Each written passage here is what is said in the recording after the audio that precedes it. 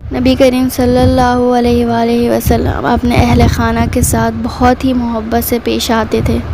چنانچہ آپ نے ارشاد فرمایا، میں تم میں سے اپنے اہل خانہ کے لیے سب سے بہتر ہوں۔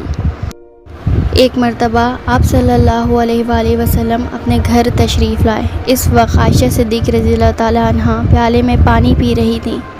آپ صلی اللہ علیہ وآلہ وسلم نے دور سے فرمایا، حمیرہ میرے لیے بھی کچھ پانی بچا دینا۔ ان کا نام تو عائشہ تھا، لیکن نبی کریم صلی اللہ علیہ وآلہ وسلم نے ان کو محبت کی وجہ سے حمیرہ فرماتے تھے۔ اس حدیث مبارک سے پتہ چلتا ہے کہ ہر خاوند کو چاہیے کہ وہ اپنی بیوی کا محبت میں کوئی ایسا نام رکھے جو اسے بھی پسند ہو اور اس کے خاوند کو بھی۔ ایسا نام محبت کی علامت ہوتا ہے، اور جب اس نام سے بندہ اپنی بیوی کو پکارتا ہے تو بیوی کرب محسوس کرتی ہے۔ یہ سنت ہے۔ نبی کریم صلی اللہ علیہ وآلہ وسلم نے جب فرمایا کہ حمیرہ میرے لیے بھی کچھ پانی بچا دینا، تو حضرت عائشہ صدیقہ رضی اللہ تعالیٰ عنہ نے کچھ پانی پیا اور کچھ پانی بچا دیا۔ نبی کریم صلی اللہ علیہ وآلہ وسلم کے پاس تشریف لے گئے اور انہوں نے پیالہ حاضر خدمت کر دیا۔ حدیث پاک میں آیا ہے کہ جب نبی کریم صلی اللہ علیہ وآلہ وسلم نے وہ پیالہ ہاتھ میں لیا اور آپ صلی اللہ علیہ وآلہ وسلم نے پینے لگے تو آپ رک گئے اور سیدنا عائشہ رضی اللہ تعالیٰ عنہ سے پوچھا کہ حمیرہ تو نے کہاں سے لب لگا کر پانی پیا تھا، کس جگہ سے منہ لگا کر پانی پیا تھا؟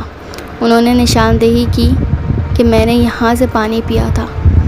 حدیث میں آیا ہے کہ نبی کریم صلی اللہ علیہ وآلہ وسلم نے پیالے کا رخ پھیرا اور اپنے لب مبارک اسی جگہ پر لگا کر پانی نوش فرمایا۔ خامن اپنی بیوی کو ایسی محبت دے گا تو وہ کیوں گھر آباد نہیں کرے گی؟ اب سوچنے کہ رحمت للعالمین صلی اللہ علیہ وآلہ وسلم کی ذات مبارک ہے، آپ سید الاولین والآخرین ہیں، اس کے باوجود آپ صلی اللہ علیہ وآلہ وسلم نے اپنے اہلیہ کا بچا ہوا پانی پیا۔ ہونا تو یہ چاہیے تھا کہ آپ کا بچا ہوا پانی وہ پیتی، مگر یہ سب کچھ محبت کی وجہ سے تھا۔ اس لیے ہر خاوند کو چاہیے کہ اپنی بیوی سے محبت کرے، اور بیوی کو بھی چاہیے کہ وہ اپنے خاوند سے محبت کرے۔ جب دونوں ایک دوسرے سے محبت کریں گے تو ان کا گھر آباد و شاداب رہے گا، اور محبت سے ہی ہر مسئلے مسائل آسانی سے حل ہو جاتے ہیں، ہر مشکل وقت آسانی سے کٹ جاتا ہے۔